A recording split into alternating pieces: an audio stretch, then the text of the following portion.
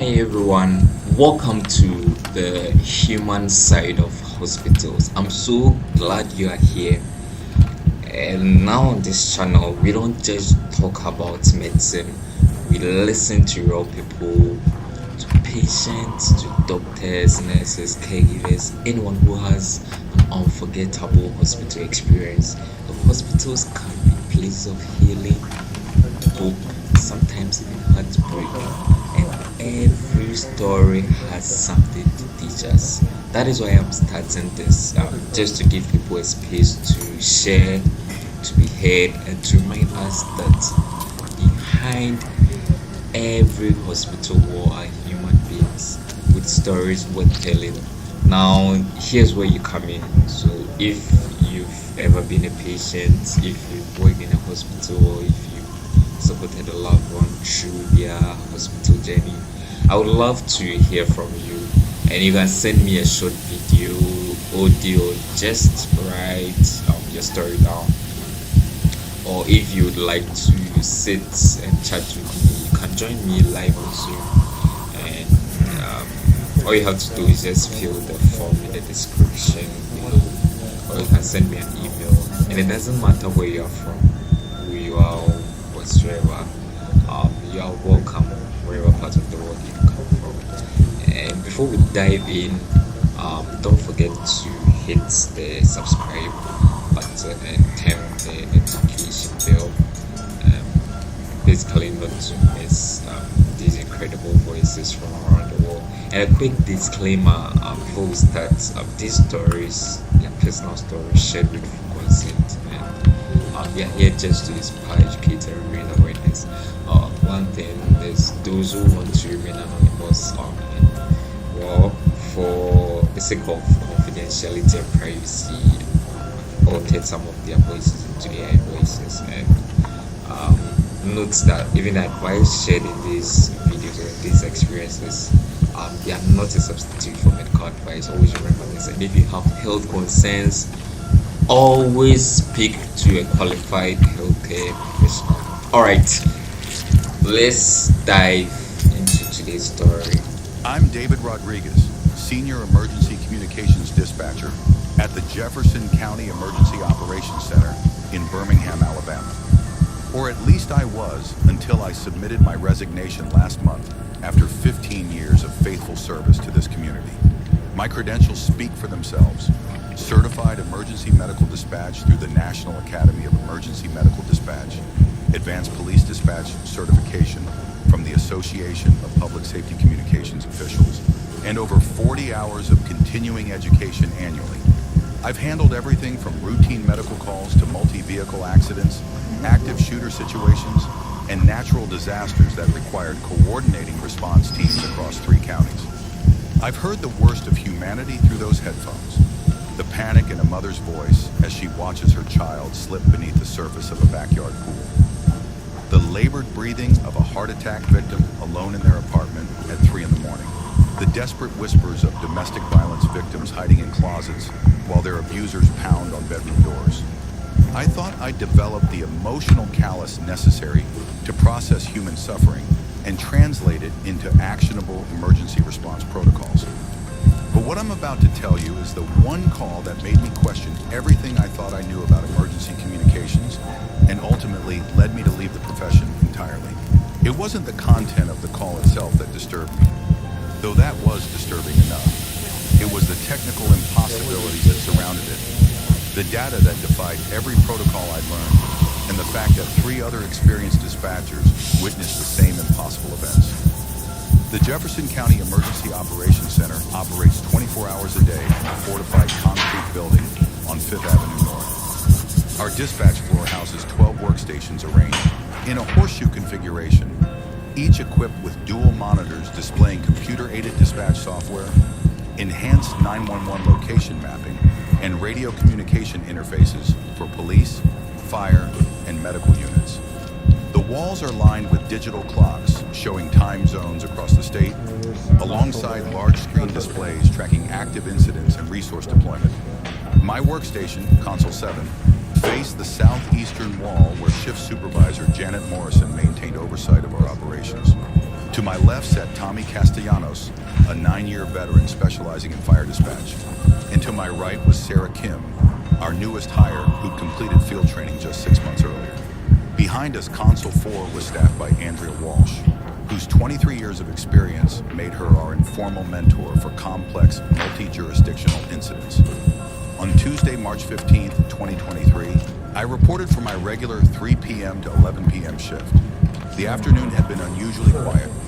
A handful of fender benders, 2 medical assists for elderly residents, and 1 domestic disturbance that resolved without incident.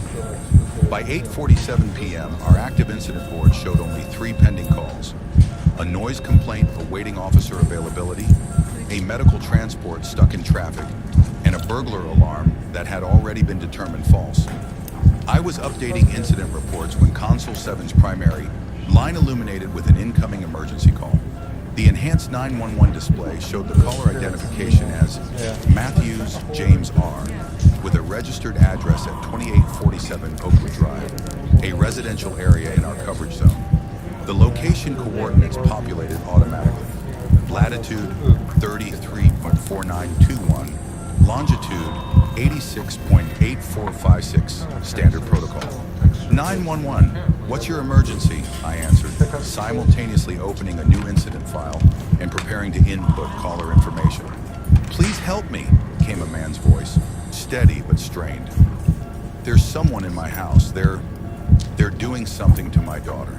I began typing, creating incident. Nadu 2023-034-7219. Sir, I'm going to help you. Can you tell me your name and confirm your address?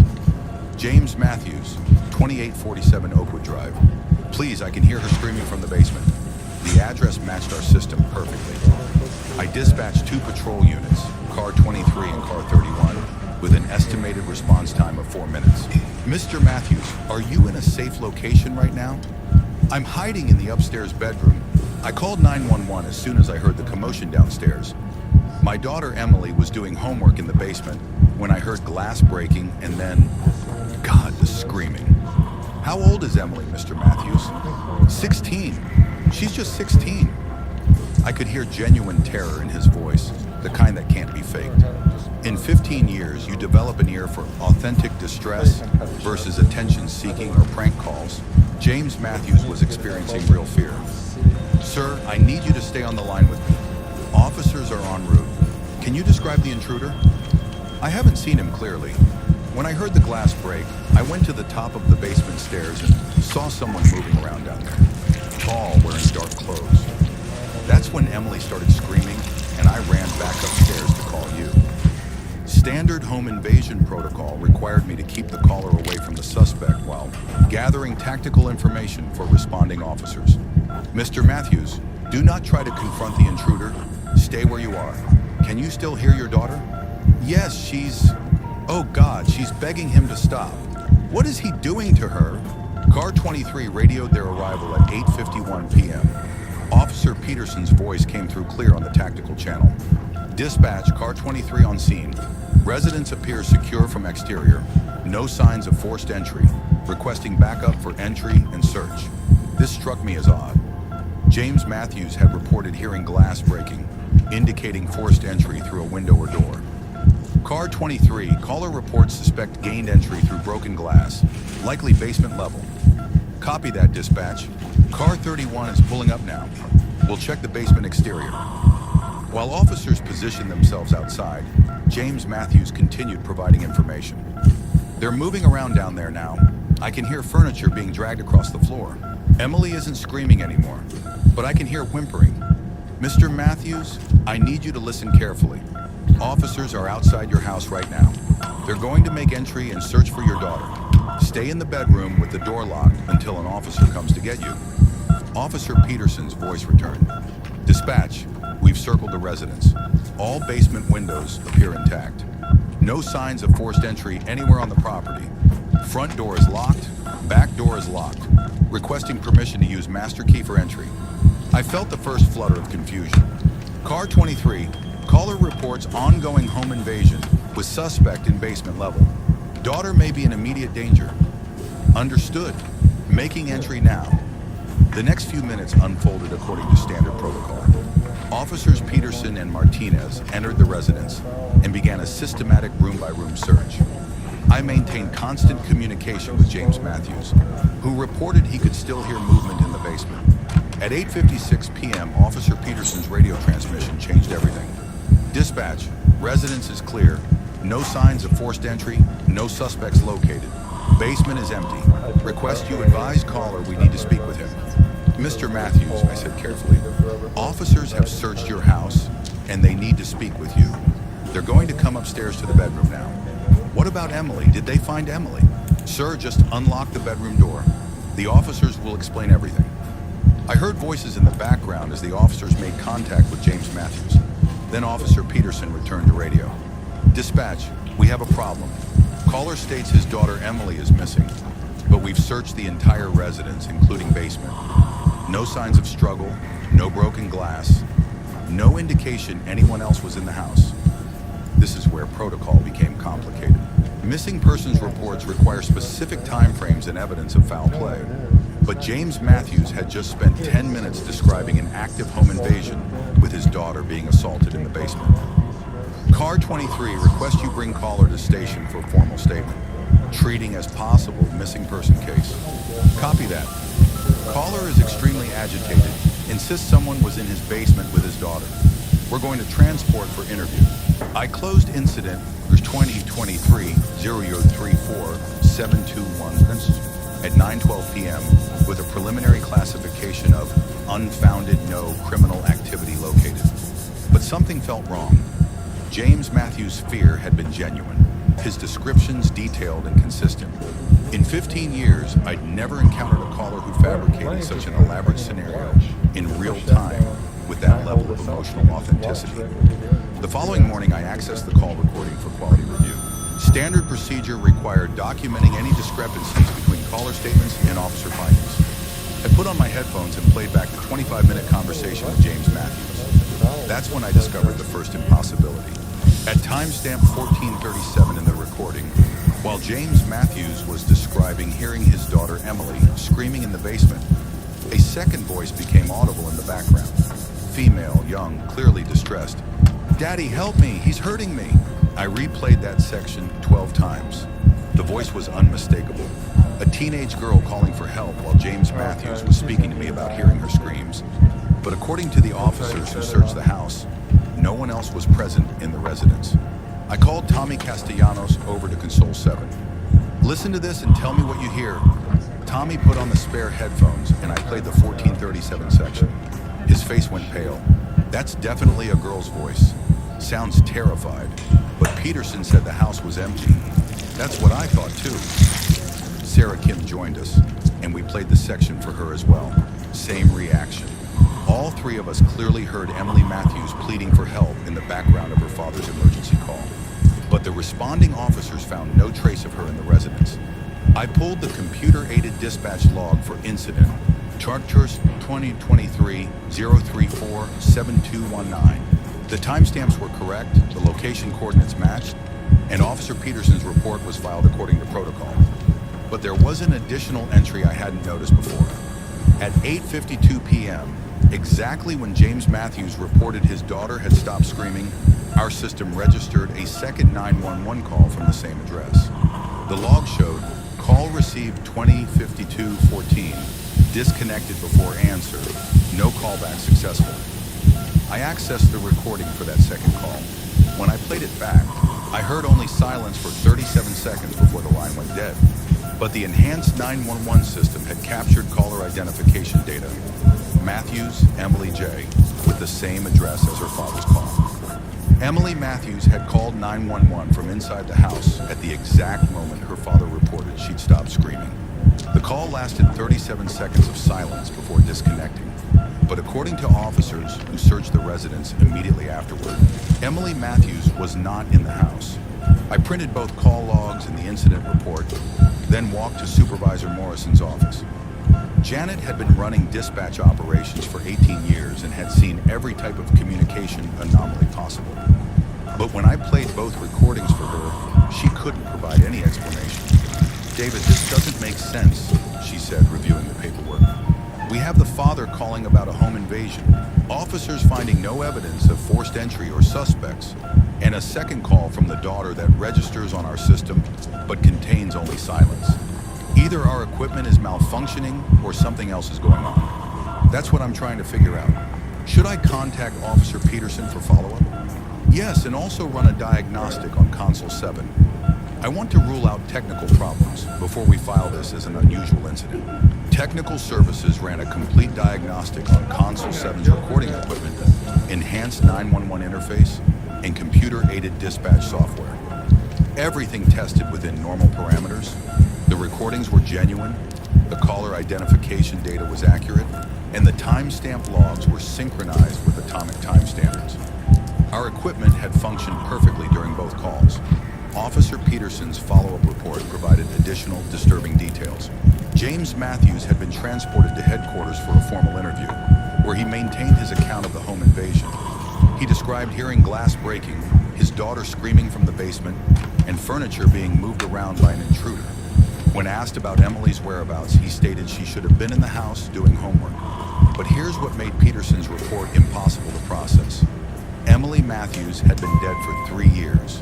According to the police database, Emily Matthews, age 16, had died in a car accident on March 15, 2020, exactly 3 years before her father's 911 call. She was buried in Elmwood Cemetery on March 22, 2020. James Matthews had been receiving grief counseling through Jefferson County Mental Health Services since his daughter's death. I stared at Peterson's report for 10 minutes, trying to reconcile the information. James Matthews had called 911, reporting a home invasion targeting his daughter Emily. During that call, Emily's voice was clearly audible, pleading for help. Our system registered a second call from Emily's phone line, but Emily Matthews had been dead for 3 years. The rational explanation was that James Matthews was experiencing some form of psychological episode, possibly related to the anniversary of his daughter's death. Grief can manifest in various ways, including auditory hallucinations and false memories. But that didn't explain how Emily's voice appeared on our recording or how our enhanced 911 system received and logged a call from her phone number. I requested the technical specifications for Emily Matthews' phone line. The account had been canceled in April 2020, 1 month after her death. The phone number had been reassigned to a different customer in May 2020. There was no active service associated with Emily Matthews' name, and no physical device that could have generated a call from her identifier. Yet our system had recorded a 911 call from Matthews, Emily J. at 8:52 p.m. on March 15, 2023.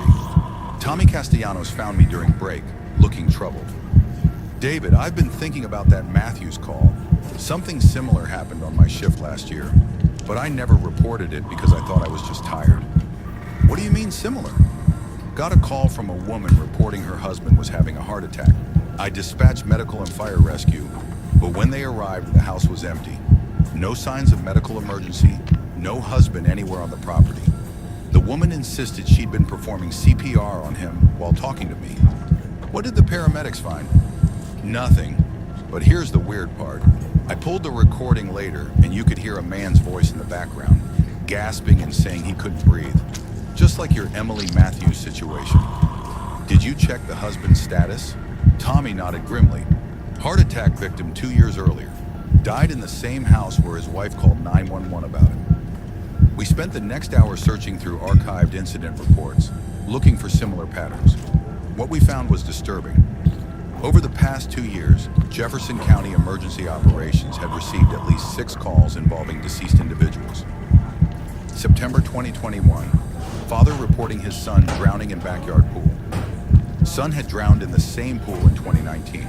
January 2022, mother calling about daughter's drug overdose.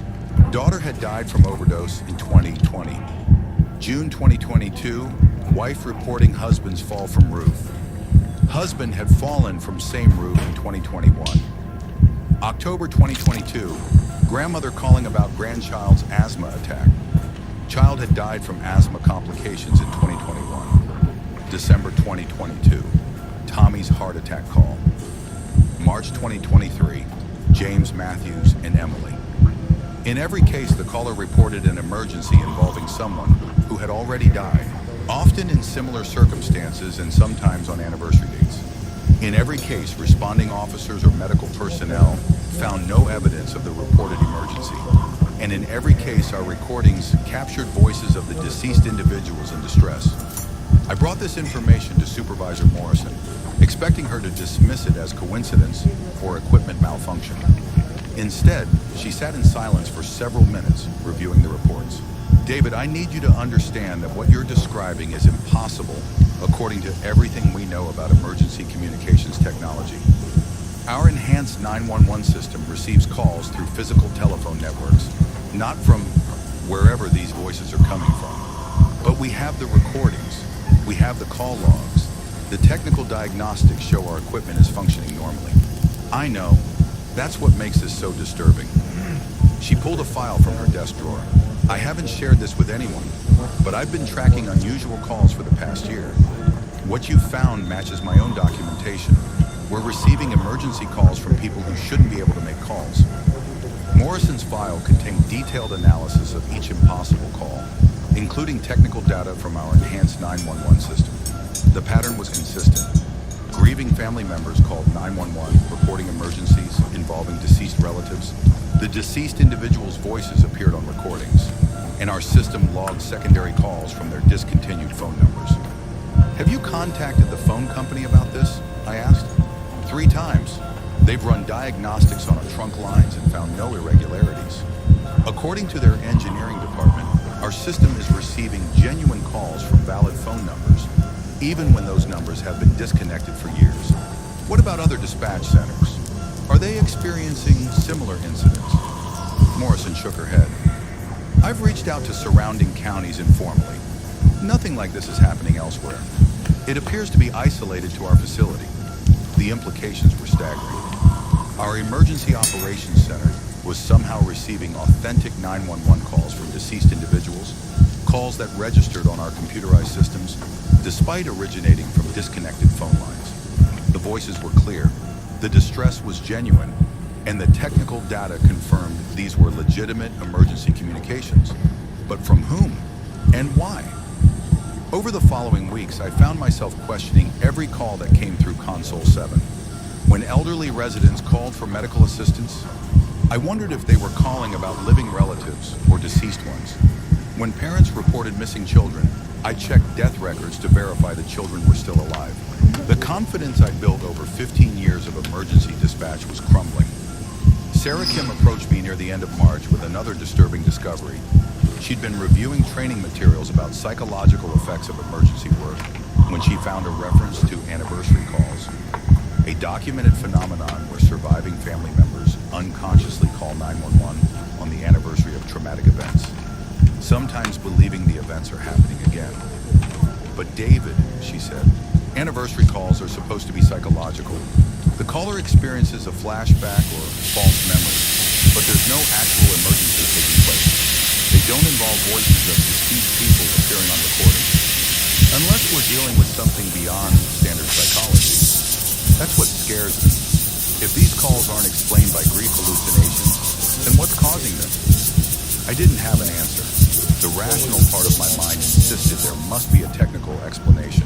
Some form of equipment malfunction that created false recordings, or a systematic error in our database that showed living people as deceased. But 3 months of investigation had eliminated all rational explanations. Our enhanced 911 equipment was functioning normally. The deceased individuals were genuinely deceased, confirmed through multiple sources. The recordings contained authentic voices expressing real distress, and the technical data proved these calls were being received through legitimate telephone networks.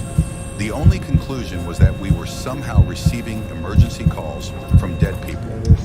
On a humid Friday evening in late April, Console 7 received another impossible call.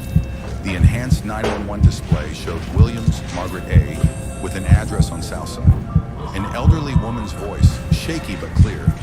911, I need an ambulance. My husband collapsed in the kitchen. I think he's having another heart attack.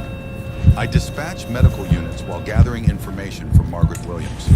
She described her husband Robert clutching his chest and falling to the floor, the same symptoms he'd experienced during his previous heart attack. She was performing CPR while talking to me, and I could hear a man's labored breathing in the background. Paramedics arrived to find Margaret Williams alone in her kitchen, performing CPR on empty floor space. There was no husband present, no medical emergency taking place. Margaret insisted Robert had collapsed right there, that she'd been trying to save him while calling 911. Later investigation revealed that Robert Williams had died of a heart attack in the same kitchen 18 months earlier. Margaret had been in a memory care facility since December, suffering from advanced dementia. But our recording clearly captured Robert Williams' voice gasping for breath while his widow tried to save him. That call broke something fundamental in my understanding of reality. For 15 years, I'd believed emergency dispatch was a straightforward process. People in crisis call 911, we gather information and coordinate response. Officers or medical personnel resolve the situation. Clean, logical, comprehensible. But now I was handling calls from a place where the living and the dead somehow intersected, where desperate voices reached across whatever barrier separates. Life from death to cry for help one final time. And the most disturbing aspect was that these calls followed all the technical protocols of genuine emergency communications. I submitted my resignation on Monday, May 8th, 2023. In my final report to Supervisor Morrison, I documented 23 calls over 2 years that appeared to involve deceased individuals. Each call had been technically verified through our enhanced 911 system. Each recording contained authentic voices, and each incident occurred according to standard emergency communication protocols.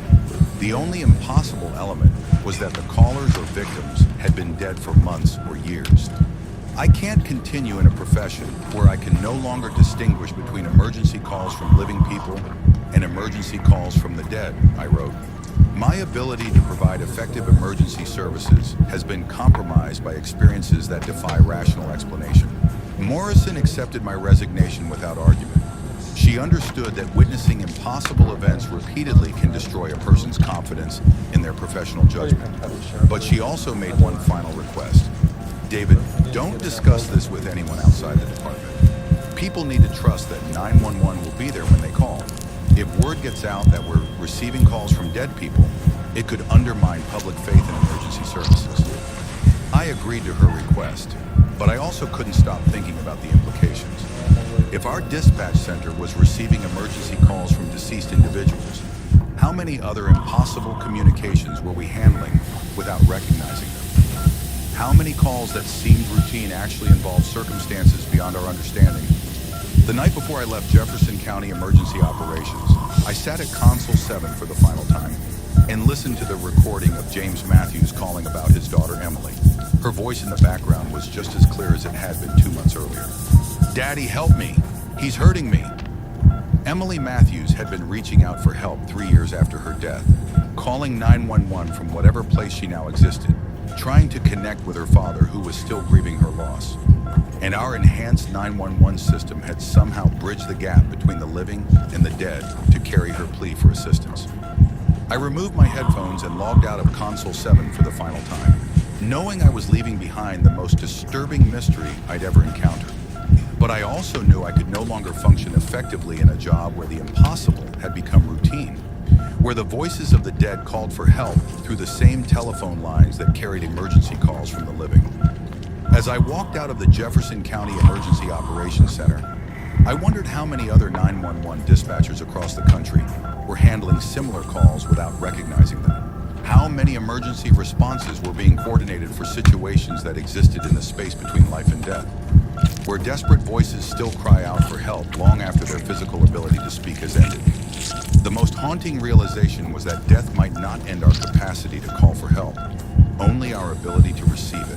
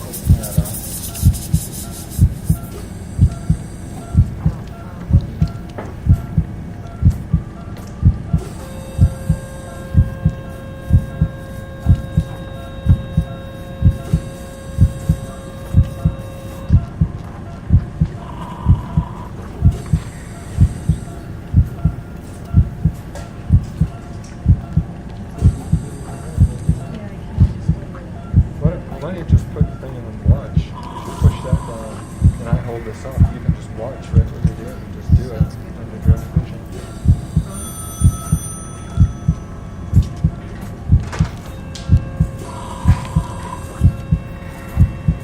I'll tell you, I'm a little reluctant to use the mouse and vowel that looks like this.